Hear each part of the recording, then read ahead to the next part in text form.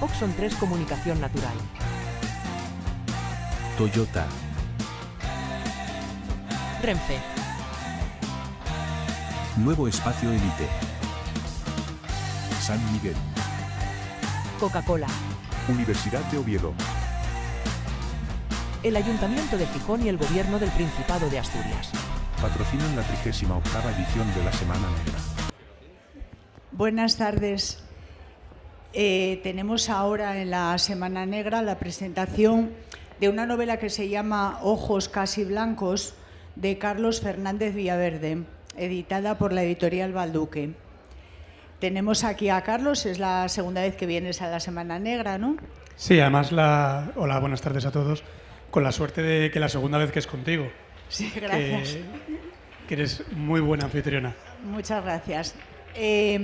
Tenemos aquí incluso también la novela anterior, la que presentaste, Furtivos contra señores, pero ahora nos vamos a centrar en esta nueva.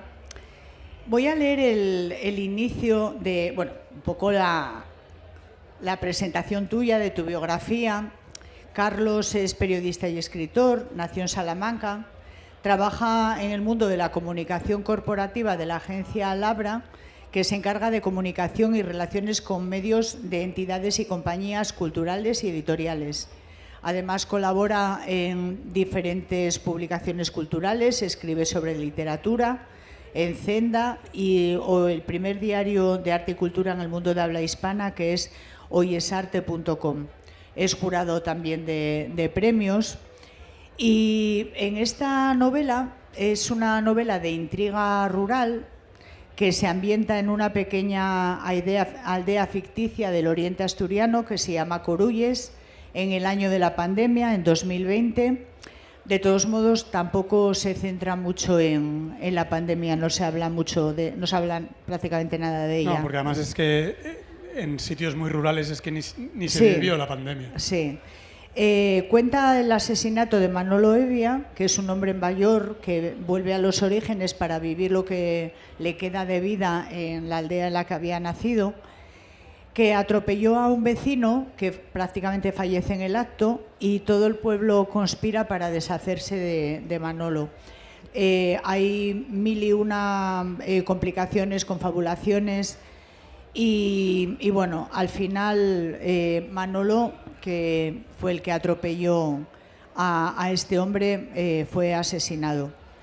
Esconden el cadáver y bueno, es una situación un poco truculenta, pero puede ser perfectamente real. Yo lo vi muy realista. Voy a leer el inicio del libro, que me gustó mucho. Ya no recuerdo el momento en el que dejé de sumar los años para comenzar a restar los días. Dudo que nadie sea consciente de ese impreciso instante en el que dejas de anhelar la acción, de esperar por el transcurso de los acontecimientos, de ansiar el futuro para desear que nada suceda o, en todo caso, que suceda lo menos posible.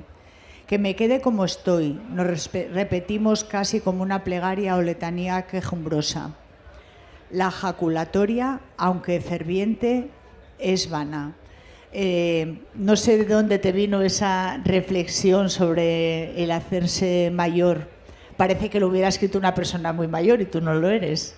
Bueno, lo que pasa es que soy un mayor prematuro. Un pequeño inciso, porque como bien has leído en la biografía, pone que nací en Salamanca, pero yo siempre digo que es accidentalmente, porque toda mi familia es de Asturias y yo me siento muy, muy vinculado a esta tierra. Y es por eso que este libro además está ambientado en Asturias y el anterior, como bien sabes, también, sí. También está vinculado a Asturias.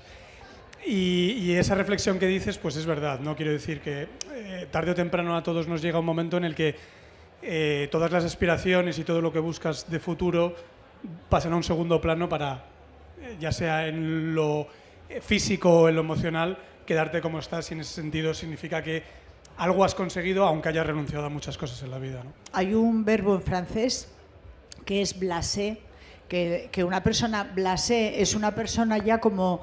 En la traducción es mala, porque en español sería hastiada, y no es hastiado, es sencillamente decir, bueno, ya me entregué mucho a todo, ahora quiero dedicarme a mí y vivir una vida confortable, tranquila y cuando ya lo has visto todo y peleado todo, ¿no? Quería preguntarte si Corulles existe. Corulles es el pueblo en el que sucede toda la acción. Sí, Corulles existe. Con otro nombre, supongo, ¿no? Existe con otro nombre. Está inspirado en una pequeña aldea en el oriente asturiano, donde tengo una casita y en la que veraneo todos los años. Y de hecho, el incidente que relatabas de cómo un hombre atropella a otra persona, eso sucedió de verdad. Eso sucedió de verdad. Y a partir de ahí fue donde yo empecé a inspirarme para poder escribir esta novela. Y es ficción pura y dura, pero está inspirada en hechos que sucedieron. No llegó la sangre al río como en la novela, pero sí que aquel suceso en el que un vecino de la aldea mata sin querer a otra en un atropello, hizo que toda la relación de la gente del pueblo pues se enturbiara un poco, ¿no? Me llamó mucho la atención la división que haces del índice, que hay una serie de capítulos, pero tienen titulación. Uno es un largo y recurrente sueño sobre mi adolescencia. El otro, una breve y recurrente pesadilla sobre mi adolescencia. Y el último, despertares y expiaciones. Seguramente por la evolución que va siguiendo el personaje a lo largo de su vida, ¿no? Sí, o sea, al final yo creo que los recuerdos se construyen a partir de cómo los maleamos en la memoria y cómo los ves en el momento presente. Es decir, no es lo mismo recordar cuando tienes 10 años lo que te sucedió el día anterior a como cuando tienes como el protagonista del libro cuando está narrando la historia 90 años, ¿no? Todo el tiempo que sucede entre los 10 y los 90 hace que tu perspectiva del pasado cambie, ¿no? Entonces, esta persona que tiene una serie de cuestiones que van moldeando su vida, va cambiando esa percepción sobre el pasado y lo va maleando. Y en cierta medida utilizo eso a modo de trampantojo, porque al final lo que está narrando lo está narrando con cierto engaño, porque lo está narrando desde el presente, con todo lo que ya sabe ahora, ¿no? Y es un poco eso, ¿no? El recuerdo del pasado como algo positivo, pero también el recuerdo del pasado como pesadilla, ¿no? Es que además tenemos una memoria selectiva. Recordamos lo que queremos recordar y cómo lo queremos recordar. Seguramente ante un mismo acontecimiento el recuerdo de dos personas que lo hayan vivido es diferente.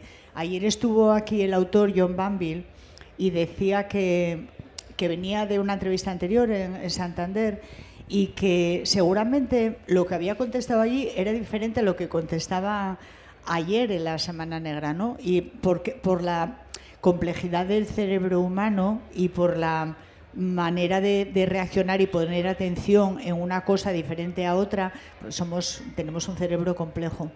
Quería preguntarte si, como se dice el refrán, pueblo pequeño, infierno grande. Puede ser que sí, ¿no? Quiero decir, una de las cosas que cuento en la novela es que en las pequeñas poblaciones, por lo menos las de aquí de Asturias, las que yo conozco, todo es sustancial. Todo es sustancial y ves cómo se relacionan, cómo interactúan los vecinos y no se dicen nada, pero lo saben todo. Lo saben todo y salvo que, pues oye, murió mi abuela, murió mi madre, el resto es, bueno, pues bien, hola, ya está, ¿no? Y sin embargo saben mucho más de ellos que los que vivimos en ciudades, sea Gijón, sea Madrid, sea Barcelona, que todos los días te cruzas con tu vecino y lo único que hablas es del tiempo. Y hablas más. Hablas de más cosas y de más cosas y de más cosas, pero no sabes nada, ¿no? Y eso es un poco lo que quería transmitir con esta historia, ¿no? Que no hace falta contarse las cosas para saber lo que pasa en la puerta al lado y que eso muchas veces en la ciudad se ha perdido, ¿no? Y sin embargo, yo creo que en los pueblos sigue siendo parte de la esencia. Igual por la relación que tienen también de generaciones y generaciones en los pueblos, ¿no? Sí, de relaciones buenas y relaciones malas, ¿no? Claro. Rencillas entre familias por temas de lindes, por temas de tu abuelo hizo esto al mío, tal, no sé qué, y esas cosas siguen respirando en los pueblos, ¿no? Y otra de las cosas que además quería explorar con esta historia es cómo eso se está perdiendo, ¿no?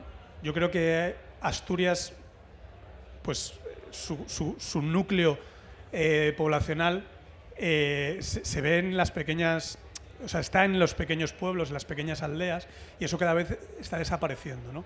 No es un alegato contra el turismo ni contra la masificación en verano, pero sí que me gustaba ese contraste entre un verano en el que todo por lo menos el oriente, el occidente igual un poco menos, está lleno de gente, y cada vez los pueblos están más vacíos de personas, ¿no? Que yo creo que eso es fundamental. Sí, hablas de... Me llamó mucho la atención. No es España vaciada, pero sí que se vacía en algunos aspectos, porque dejan de ser pueblos para ser lugares habitados por otra gente nueva que no tiene esa vinculación que había con los pueblos. La esencia se pierde. Sí, lugares de veraneo. O sea, se ven sitios que habían sido pueblos de toda la vida que ahora solamente viven en verano, porque son en los meses de julio y agosto cuando ese pueblo tiene vida. El resto del año el pueblo está vacío, el pueblo no tiene vida.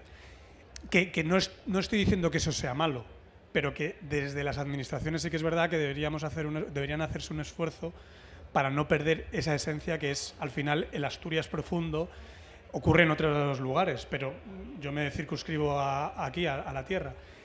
No perder ese Asturias profundo por esa masificación del verano, que es que, bueno, yo desde fuera, porque al final yo vivo fuera de Asturias, sí que noto, pues eso, que tú vienes aquí hace 10 años, yo podía ir a cualquier lado a comer sin reservar.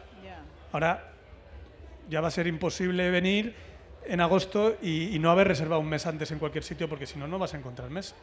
Entonces se desnaturaliza, por decirlo de alguna manera, ¿no?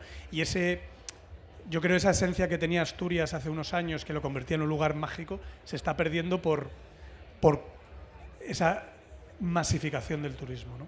Y de hecho el pueblo que es Corulles, cuenta el protagonista, que lo que era antes una aldea de 30 vecinos, ahora es un lugar de veraneo en el que no hay ningún vecino a lo largo del año. Visto desde otro punto de vista, igual es la manera de hacer, entre comillas, limpieza, ¿no? Porque hay veces que los pueblos, bueno, depende de los pueblos, pero si en uno sucede un hecho como el que tú dices, que condiciona mucho la relación de los vecinos ya de generaciones anteriores, de rencillas igual de ideológicas, de la guerra, del Indes, de todo eso, es como un reseteo, a lo mejor volver a empezar de cero, aunque no haya esa esencia. Sí, o sea, yo creo que al final hay una tendencia a que los pequeños pueblos, las pequeñas aldeas vayan desapareciendo, y puede ser cualquier cosa la que haga que termine por morirse el pueblo, ¿no? Y entonces al final Ojos Casi Blancos es el protagonista principal es Corulles, que es el pueblo, y la trama no es la muerte del arquitecto, que es a quien atropella Manolo Evia, ni cómo todo el pueblo conspira contra Manolo Evia, sino la muerte de Corulles, cómo una aldea del oriente asturiano va desapareciendo poco a poco, va languideciendo, y cómo no se puede hacer nada por eso o contra eso. Eso era algo de lo que te quería hablar, que me parecía que es un personaje coral, porque el protagonista es el pueblo en sí mismo. Es el pueblo, es el paraje, es el entorno. Al final tenemos y es otra cosa que también voy a hacer un pequeño inciso, otra cosa que quería reclamar era la asturianidad de la novela negra, ¿no? La asturianidad, que yo creo que es muy interesante, porque Asturias tiene historia, Asturias tiene entorno, Asturias tiene personas, y en la literatura Asturias tiene que reclamar su espacio. Creo que Asturias tiene espacio para la novela social, muchísimo espacio, pero también tiene espacio para la novela negra, ¿no? Hemos visto que la novela negra en España generalmente ha sucedido siempre en Madrid o en Barcelona. Hay algunas comunidades que han ido consiguiendo terreno, como Galicia, como el País Vasco y Navarra con el tema del Baztán y demás, algo de Andalucía, a lo mejor un poquito del Levante con la corrupción urbanística. Yo realmente creo que Asturias tiene un potencial brutal para generar novela negra, ¿no? Porque tiene, como decía, ese entorno, esa naturaleza que también es tan bella en muchos casos que al que vive los 365 días del año aquí puede condiciona, puede incluso llegar a ser asfixiante, como el cemento y lo gris puede ser asfixiante para el que vive en la gran ciudad, ¿no? Quería preguntarte si sucede un poco, es que es una especie de fuente ovejuna, ¿no? De todos a una contra una persona, porque al final pudo un poco el maniqueísmo, no sé si a lo mejor, totalmente. O sea, a lo mejor la historia esta de lo que hablábamos de rencillas anteriores y de todo esto, de un odio que no corresponde con el hecho en sí. Sí, o sea, al final, para que se hagan una idea, la novela lo que explora como trama más visible es porque Manolo Hevia, el conductor supuestamente borracho que atropella, ya muy mayor, atropella a otro vecino, aparece muerto. Y la novela lo que busca es saber quién es el asesino o quiénes son los asesinos de Manolo Hevia. Pero lo que sí que tienen claro desde el primer momento todos los vecinos es que eso no se va a saber. No se va a saber quién mata a Manolo Hevia y desde luego no lo va a saber ni la policía ni los turistas, que ya empiezan a ser la principal fuente de ingresos del pueblo durante el verano, ¿no? Entonces ahí sí que es verdad que por decirlo de alguna manera, pagan justos por pecadores y todo el pueblo dice, bueno, no sabemos quién ha sido, pero esto lo vamos a ocultar. Y al final eso, aunque al principio sale bien, termina, como digo, siendo la muerte de Corulles, ¿no? Es un maniqueísmo también, ¿no? Porque se divide mucho entre buenos y malos, entonces al final el arquitecto era el buenísimo y Manolo era el malísimo, sin ver más matices. Sí, yo creo que eso es... el maniqueísmo está más en la persona que piensa o que percibe la realidad que en las propias personas. Es verdad que yo creo que en los entornos pequeños hay poca cabida a los grises. Todo es negro o blanco, ¿no? Pero en general las personas sí que creo que hay mucho espectro en el que tú no eres bueno las 24 horas del día ni eres malo los 365 días del año, ¿no? Puedes un día o en un momento ceder el paso a una persona y luego te subes al coche y le pegas 4 pitos al que no te ha marcado, ¿no? O sea, quiero decir, puede ser bueno o malo y tal. Pero generalmente el maniqueísmo yo lo veo más en la manera que tiene cada uno de percibir la realidad, ¿no? Y se ve, tenía yo aquí marcado un párrafo, porque el narrador es una incógnita. El narrador es una incógnita en todos los sentidos. Sí. Es una incógnita tanto... O sea, no sabemos ni cómo se llama. No sabemos ni cómo se llama ni cuál es su género. Pues no se sabe si es un hombre, si es una mujer. Yo en mi cabeza tengo un género, pero quienes lo han leído piensan que es un chico, quienes los han leído yo pienso que es un hombre. ¿Tú piensas que es un hombre? No voy a decir nada. Ahora bien, fue un reto, una persona que habla en primera persona, que habla de toda esa trama durante casi 200 páginas, fue un reto no asignarle género, porque claro, al final el lenguaje en español, en castellano, es muy genérico, ¿no? Quiero decir, no es como otros idiomas en los que no se descubre el género de forma tan sencilla. Y en ese sentido fue... Eso es una dificultad, sí, a la hora de escribir. Sí. A mí me sorprendió mucho al empezar a leerla, porque digo... bueno, este párrafo, por ejemplo, supongo que a Manolo le sucedía lo que nos pasa a todos. Una vez superada esa inocente edad en el que el mañana no es más que una entelequia, nuestra percepción sobre lo que nos resta de vida es consistentemente la misma. Da igual que tengas 30 o 90 años. Siempre miramos hacia el futuro en indicativo, aunque de una forma imprecisa e irregular, con la única certeza de que el futuro será con nosotros y hasta que nosotros seamos. Pues eso, que esta reflexión tan sobre el tiempo, unida al primer párrafo, me sorprendía mucho. Luego ya se va entendiendo que el narrador lo cuenta desde el final de su vida prácticamente. Sí, así es. Sí, esa reflexión que señalas es porque yo lo veo y me sucede a mí, le sucede a mi hijo que tiene 5 años o le sucede a una persona de 90. Tú miras al futuro igual con la edad que tengas. El futuro va a ser siempre contigo y es de una forma imprecisa e irregular, como digo, y que pueden ser 50 años o puede ser 2 días, pero la percepción del futuro es la misma, ¿no? Sí, es una muy buena reflexión. ¿Por qué el título? Cuéntales a los espectadores por qué se titula así. Bueno, Ojos casi blancos. Al final, Ojos casi blancos, en Ojos casi blancos está el secreto de toda la historia, ¿no? Al final se descubre todo con ese rasgo que es característico de algunas personas del pueblo. Y tampoco puedo decir mucho más porque no se puede espero decir que... porque si no tienen que comprarlo, leerlo y ver bueno, un pequeño apunte, ¿verdad, Beatriz? Solo hay un par de libros, no se lancen luego a por ellos porque solo hay un par de libros. Porque la editorial los ha mandado pero no han llegado. A partir del lunes lo pueden tener en La Revoltosa. También tienen el libro anterior, que me lo presentó también el año pasado Beatriz, que ese ya es un poco más complejo, va sobre las cloacas del Estado, que creo que justo estos días me parece que viene muy al caso. Mucha gente me dice, oye, tú esto, cuando lo escribiste no tenías ni idea de lo que iba a pasar, no tenía ni idea del tema fontanería ni demás, pero bueno, que está muy, muy en boga, ¿no? Y eso, que el libro ahora mismo hay un par de ejemplares y lo pueden comprar en librerías, en webs, en Amazon, en la Casa del Libro, aunque yo prefiero que lo compren en librerías pequeñas y familiares, pero que aquí solamente tenemos 3 ejemplares, ya lo siento. ¿A qué se debe la evolución del personaje? Ahora que estamos muy pendientes de la salud mental, seguramente en el pueblo, bueno, pasaba en pueblos, ciudades y en todas partes, ¿no?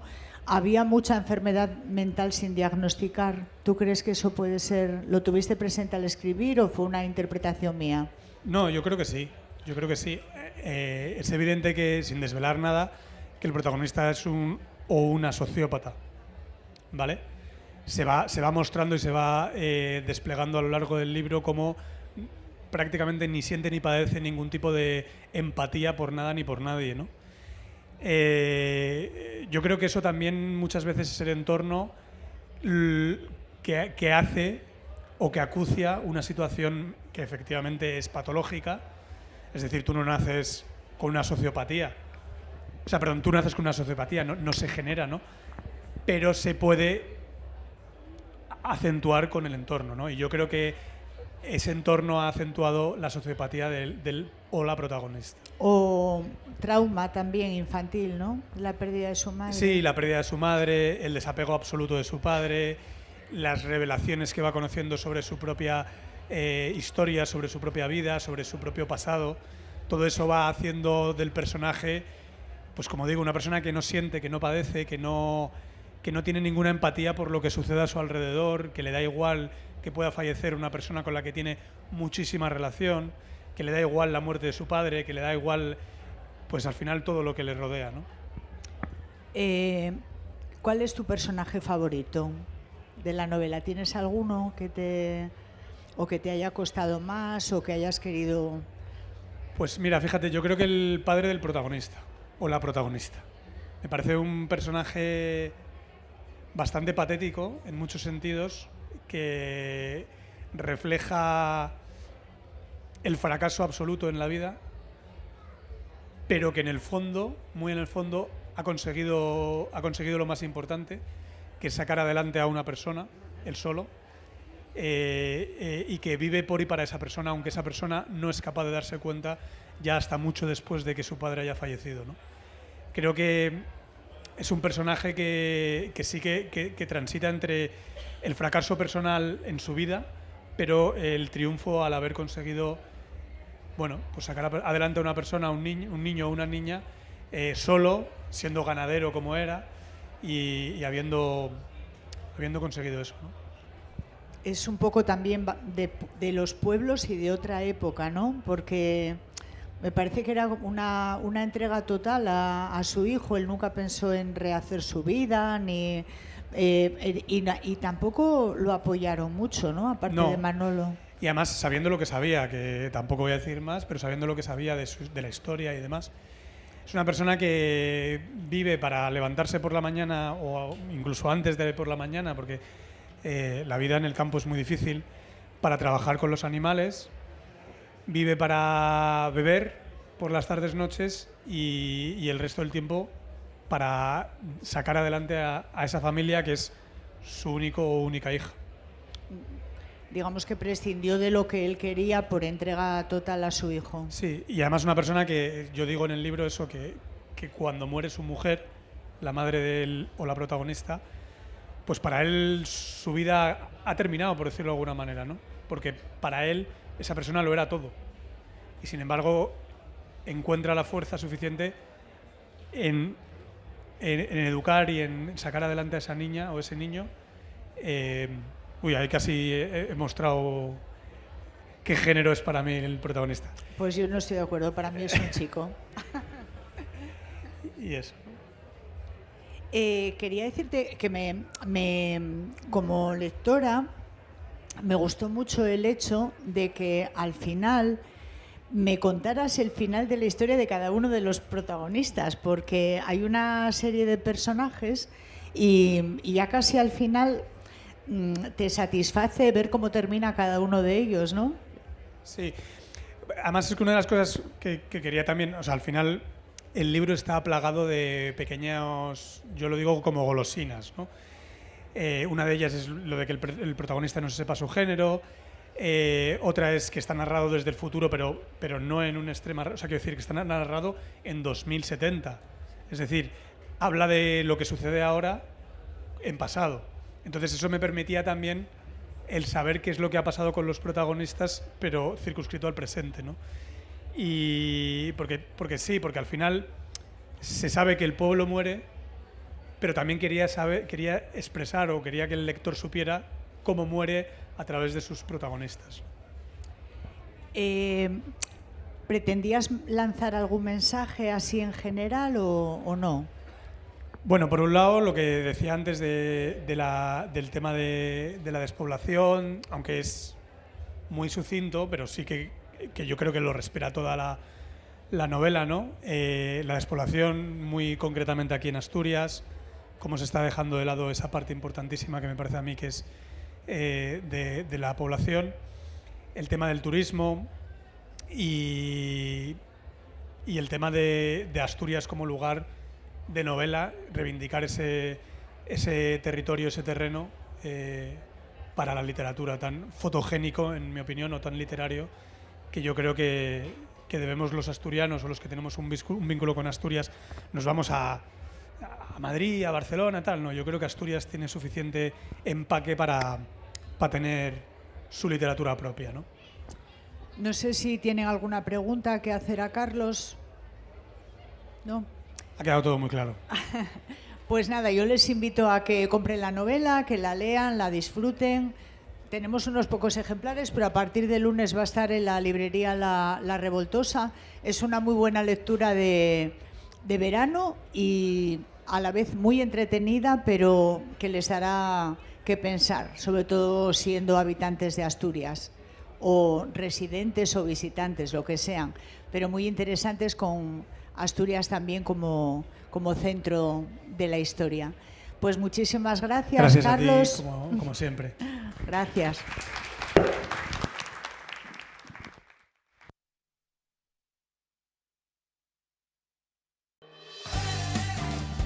Oxon 3 Comunicación Natural.